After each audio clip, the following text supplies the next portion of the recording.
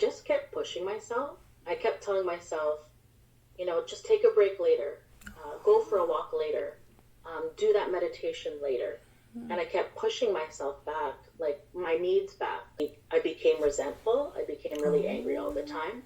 The invisible load, the mental load, the not dividing the labor between your partner and yourself is causing a lot of moms to feel overwhelmed, stressed, and it leads to depression, like specifically with postpartum depression. And so I guess, had to coach myself. I had to stop myself in my tracks because I was like, okay, this is not the person I want to be. Okay. This is not the mom I want to be. Okay. And it took me to just share what I was feeling with other mompreneurs and my friends and my husband, and saying, like, listen, I'm really struggling. Yeah. I'm drowning here. Yeah. And I'm taking care of everybody else, and nobody's taking care of me. And so, I had that conversation with my husband. He started tearing up because he didn't know, because I never talked about it. So it took that crash and burn to really realize that my needs mattered.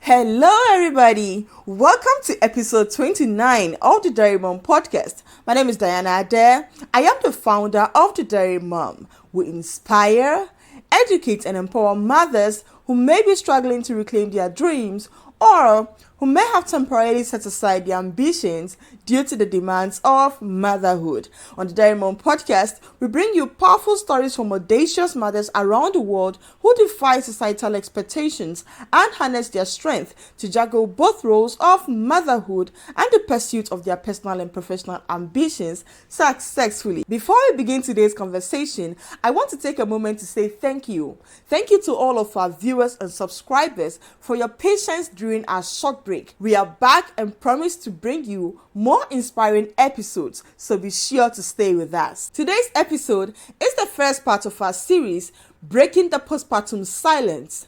A lot of mothers often go through many challenges during the postpartum phase of motherhood, but most of these stories are untold. What if we begin to share our experiences on postpartum depression and anxiety and its impact on maternal mental health? To help us navigate this conversation is our special guest, Annalisa Vincent, who is right here with me in Canada. Annalisa Vincent is a wife and proud mother of two amazing boys. She's a motherhood coach, registered early childhood educator, and best-selling author. Annalisa is also a bipolar and maternal mental health advocate who is passionate about spreading awareness on postpartum depression and anxiety and its impact on motherhood. Her mission is to inspire women in communities through meaningful connections and creative expressions to strengthen their self-compassion so that they can feel seen, heard, and heal. If you're ready for today's conversation, grab your pens and notebooks and join me as I speak to our special guest.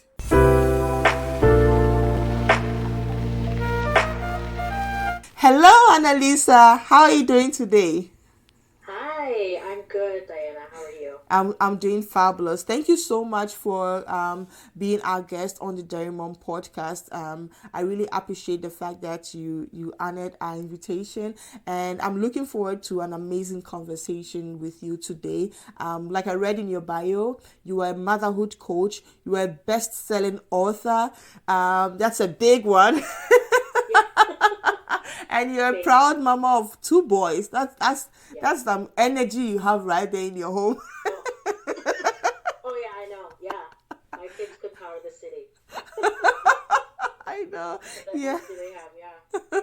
Yeah. Yeah, and you're a wife of obviously a mother as well, and you're also an advocate for bipolar and maternal mental health. So we want to look at all the things that you're doing for mothers out there. We want to delve deeper into that today, and we are hoping that at the end of the conversation, mothers out there will be able to get something great from you as well. And I also forgot to mention that you are very big on talking about postpartum depression and all that. So we want to dive into everything that you do as a motherhood coach, for mothers out there. So once again, thank you for coming to the show today.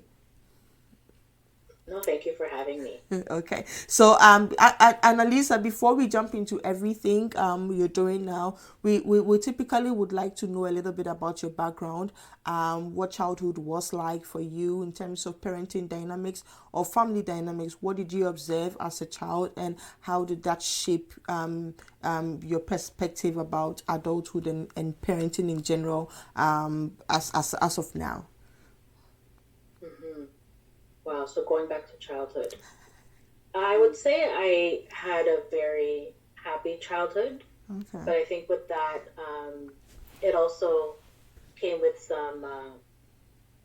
sprinkled with some childhood trauma. Oh. I don't want to get into details, but I think there were a lot of things that happened in my childhood that I had to keep secret. Okay. And so it really paved the way for me to learn how to heal from that as I got older. I came from a fairly conservative, like Catholic background, so we went to church, you had prayer groups, and yeah, growing up, it was happy. Like my parents were very loving, supportive. I was in all kinds of like artsy, kind of creative activities, so dancing, singing, piano, and all that stuff.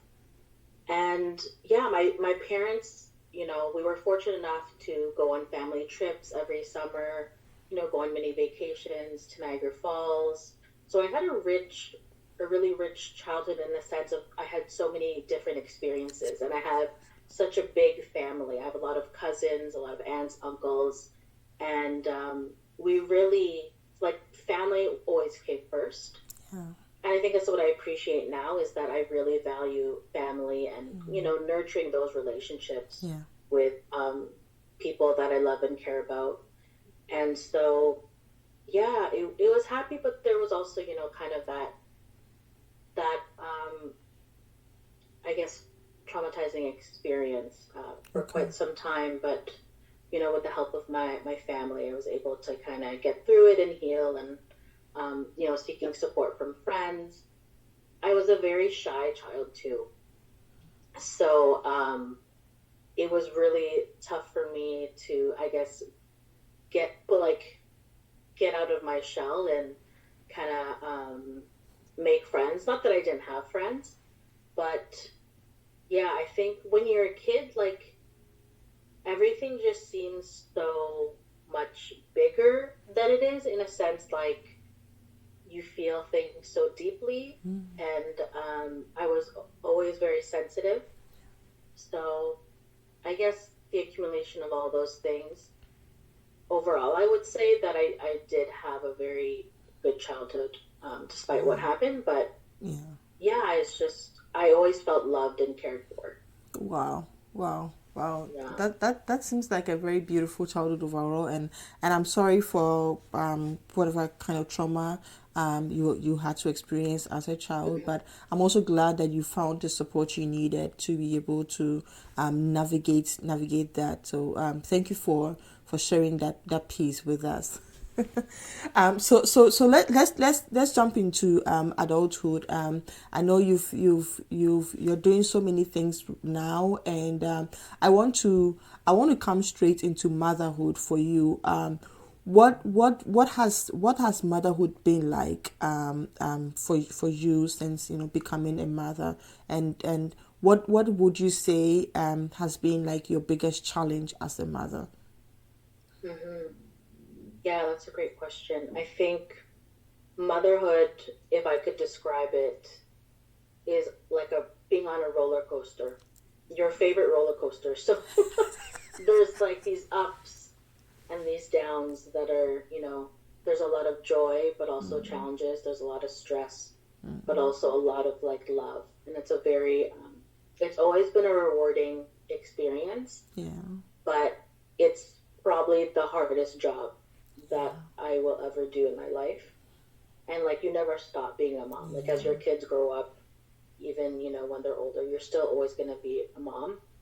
And so I'm really now just trying to be more present with my kids in the moment instead of, always trying to go through my to-do list or worry about, how they're going to grow up or who they're going to be. It's just really trying to practice being present with them, because I felt for a long time, I was always just kind of stuck in that, like, okay, what do I need to do next? What am I going to make for dinner? Like, oh no, I don't know if I should, let them play there. It might be dangerous. So it's just those little things that, you worry about as a mom, and kind of just letting that go. It's still tough. Like, I'm not going to say that I'm kind of free of that, but it's definitely a journey that really kind of brought me to my knees. Like, made me question who I am. So, I'm just really trying to embrace the journey I'm on, because I know there will be days where, I'll want to quit. I'll want to escape. But, it's just honoring that presence with them is, I think, the one thing really helped me stay grounded. Wow. And before, like, I mean, there's that, transition where you just become a new mom, and, everything is all over the place. Can you share part of that experience, with us? What was it like for you becoming a new mom, like, for the first time? What hit you hard? Oh man, I think it was, there were so many things that hit me there. It's funny because, while I was pregnant, I was doing so much research. Okay. Like, I was reading all these articles, like these books, and asking advice from other moms that, have been through it. And nothing prepares you for the exhaustion, the overwhelm, the stress, the mental load of becoming a mother. And I learned about this word matrescence, and it's similar to adolescence, where it's like that transition into motherhood was so tough in the beginning. And I think and I had a COVID baby, so my baby was born in 2020. And so it was really building that support system and asking for help that really helped me kind of get through the tough times. And I would say, the most challenging thing about motherhood right now is juggling work, entrepreneurship, and motherhood. As a mother, you become, the caregiver, and you wear a lot of hats. And so trying to juggle all that can be really overwhelming. And I experienced burnout last year in motherhood, I would say, and in my business, but it was just like really trying to question what I'm doing, like, what's priority right now?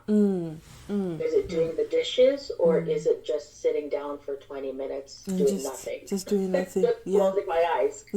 Because, I really lost myself in motherhood. I identified so strongly about it, and I was so committed to taking care of everyone, and I wasn't taking care of myself.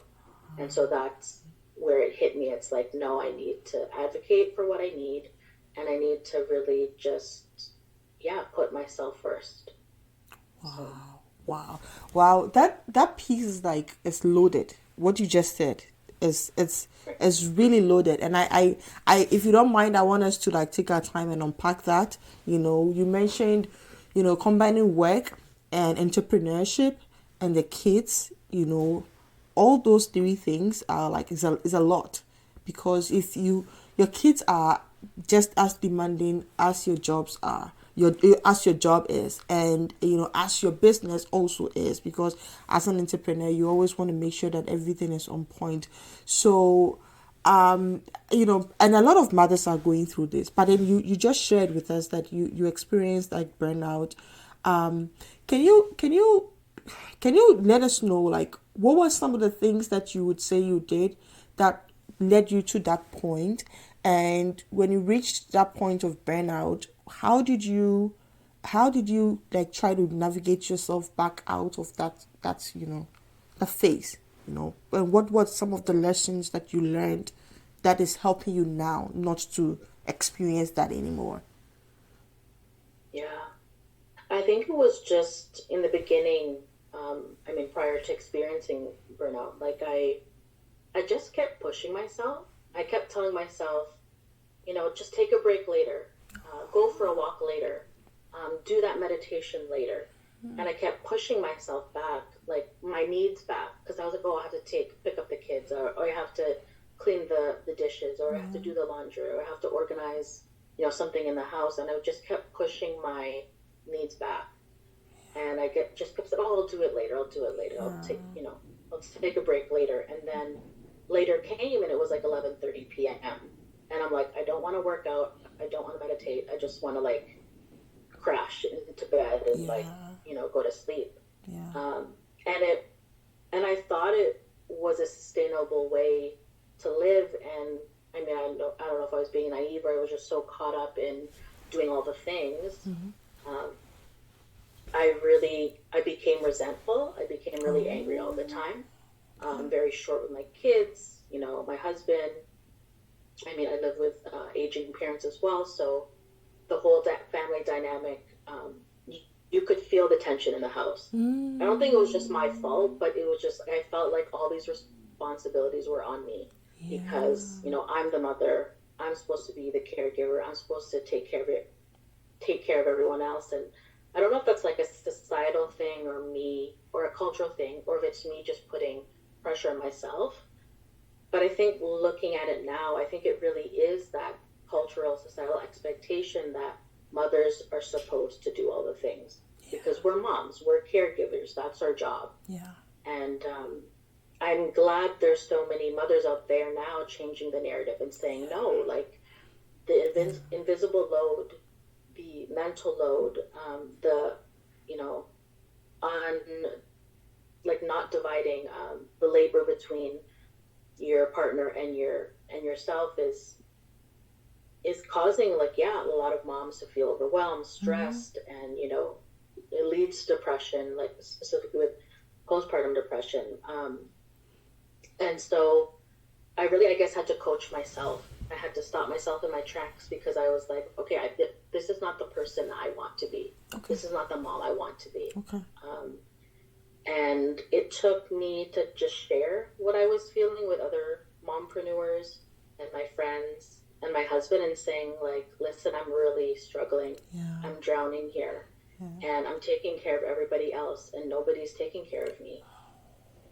And so, I had that conversation with my husband. He started tearing up because he didn't know, because I never talked about it, because I just kept pushing through. I just kept saying I was fine. I put a smile on my face, and it was just like I had to be really honest about how I was feeling, because nobody's a mind reader. Yeah. And so it took that crash and burn to really realize that my needs mattered, that I had to speak up and really be honest with myself. Because I think for a long time, prior to really crashing and burning, I was in denial. I was like, oh no, I can do it. Like, I'll just, I'm strong, I'm resilient, I've been through harder things, I can do it.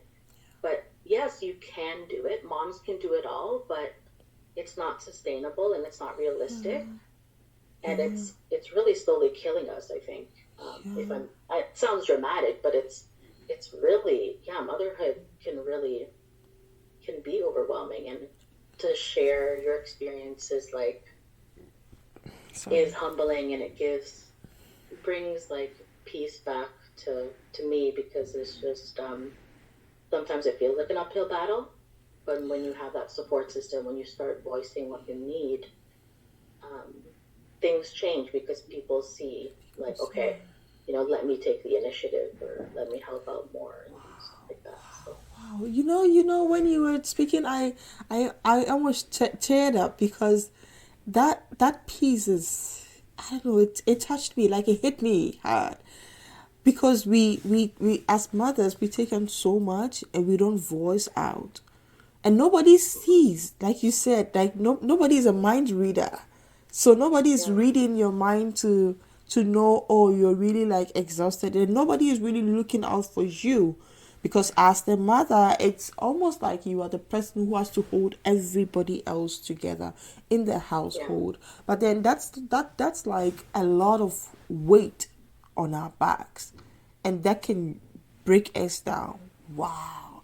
But then when you open up to your husband, and he felt, it, did how was it like? Did things start getting better? Did he get involved? Oh gosh, I'm still tearing up. Yeah. Yeah. No, thank you for acknowledging that. Yeah, he said, what can I do? Yeah. And so he's been so helpful and supportive in that sense, where when I voice like what I need, he's always there to just, pick up the pieces and take initiative. But it took time for that to develop over time. I wouldn't say like It just I happened. said I need help, and he's like, okay, like let me. Marriage is tough that way. It's a give and take and sacrifice and compromise, and we always work really well as a team. So I am very fortunate in that sense. But it's tough. Like every mom that I speak to is just like, just surviving, just doing okay. But we want to move from a point of survival to thriving. Like we don't just want to survive because really whatever it is that we are also going through, we are automatically modeling that for our kids, right? Yeah. So that's a very important piece. I thank you so much for sharing that. That's hit me. Thank you for sharing that. I want to touch on postpartum depression. You are very big on that. You speak on postpartum depression, and I think you also touched on that. What has been your personal experience with postpartum depression, and what helped you through that phase? To try to get yourself out, to the point that now you are coaching other moms to also get out of their own difficulties. Right. Yeah. So it's funny because in my first pregnancy, postpartum, I really didn't, or at least I don't think I experienced postpartum depression. I had a really strong support system. I guess because it was my first child, everybody was so happy and willing to come over and help me, like bring me food and take care of the baby, while I napped. And so the second time around, with my second son, I experienced a lot of health complications in the hospital, so I was there longer. I was struggling to breastfeed, and I don't know what it was. Like there were still people like, excited to see the baby and stuff like that, but and not that I didn't get enough help from family and friends, but it I guess that transition from having one to two was such a big change for me, because my first son had quite a bit of needs, emotionally, and I felt like I couldn't give him enough attention without, not giving the baby attention. So, there was that jealousy and that needing of attention that really kind of broke me down, juggling both of them, because I thought it was like, oh, this is not my first rodeo. Like, I have had a baby before. I can do it. I have BCE. I know all the things, and it's fine. And it wasn't. It was like so hard. I had 2 C-sections, also a tubal ligation, and so just like the pain that I was experiencing in those few weeks was really hard on my body and my mind. Like, I became super anxious about my second. I was kind of doing life checks. I was naturally waking up every half an hour or every hour just to check if he was breathing. And I didn't think that was an issue until it became more consistent, where I was like waking up just to make sure that the baby was okay, that he wasn't turned on his belly or something. And so the whole sleep deprivation, trying to manage both children that were, technically under 3 years old. It really took a toll on mostly my mental and emotional state. Again, I just kept pushing through. I wasn't talking to anybody about how I was really feeling. I felt really isolated and lonely because I started to have really intense, intrusive thoughts like, you're not good enough. You're not a good mom. A good mom breastfeeds. I don't want to burden my husband with my problems. He works a lot and he works really hard. I don't want to tell my parents that I'm struggling because then they're going to worry about me. And I don't want to tell my friends because, I don't want them to know, the hardship that I'm going through. And so it's all these things I was telling myself, like, no, don't talk about it. Like, the shame and the guilt built and grew and compounded into me just, again, having kind of bouts of rage just because I just felt so depleted every day. And I talk about that in my, in the Lighthouse Project 2, the book, the chapter that I wrote about postpartum depression and anxiety. And I think it was the shame, the anxiety, the guilt that just kept building because I wasn't taking care of my own needs. And I always bring it back to like not prioritizing myself, because I think that's the trap a lot of moms fall into, is that, we'll just take care of ourselves later, or we'll just, push through for now because that's things need to get done. And it came to the point where my first son was having like multiple meltdowns and tantrums just over little things. Like, that's toddler life, like, I don't know if you have a son that's a toddler right now, but it was tough. It was really tough to like navigate that all by myself, because I was getting help, and I think there was even I was attaching shame to that. I was like, if I'm getting help, why am I complaining? Like, I shouldn't complain. I shouldn't have to ask for help. I can do this myself. And you can't. Mothers need a village too. Like, there's a reason why that expression is very true. Like, children need a village. It takes a village to raise a child. It takes a literally, village. Back in the day, their villages were raising children. Like, they were all working together to take care of their mom, take care of the baby, and it was a very community-based kind of culture. And now I think we live in a culture where it's called, like, hustle and grind and work, and and it's just it's not sustainable. Wow. Oh my gosh. I'm so sorry. But what you're saying, a lot of moms experience it, right? We don't want to talk about it. We don't want our friends to know we are going through what we are going through. We want to kind of put this face that, oh, everything is fine, I got this, and all that. Even our partners, because we want to make them feel like, oh, I've got this. But slowly that is killing us, like you said. It's not helping us. And I see in your blog the way you talk about the fact that it's okay for moms to ask for help. So when you're asking for it, it doesn't show weakness, right? It's actually like a sign of strength, that you asking for help. Wow.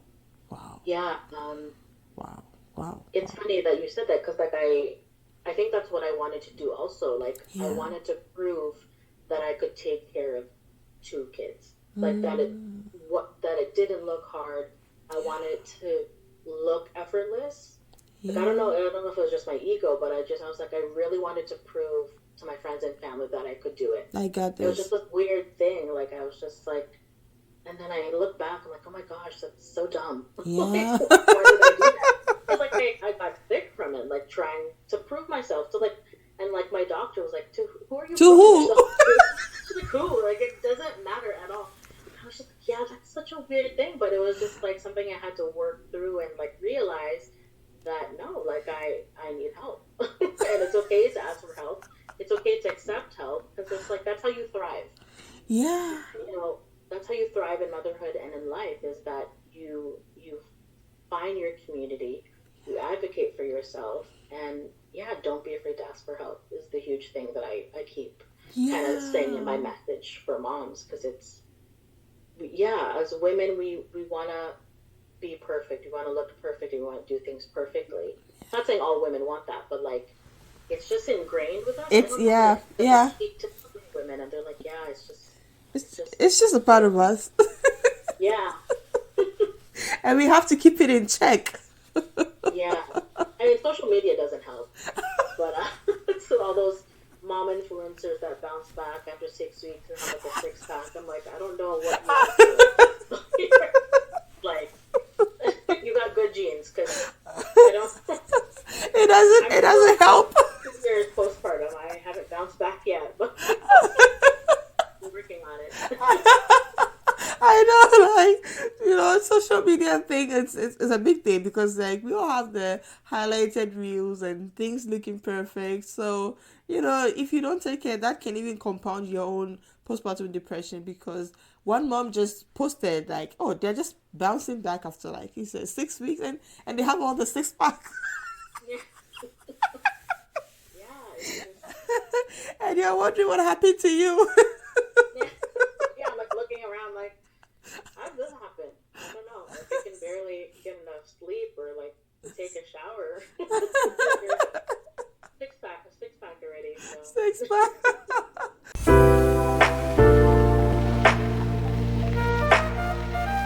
Wow. What an emotional and impactful story. Annalisa made a very profound statement. She said, ask for help and seek support when you need it. Asking for help is not a sign of weakness. It is actually a sign of strength.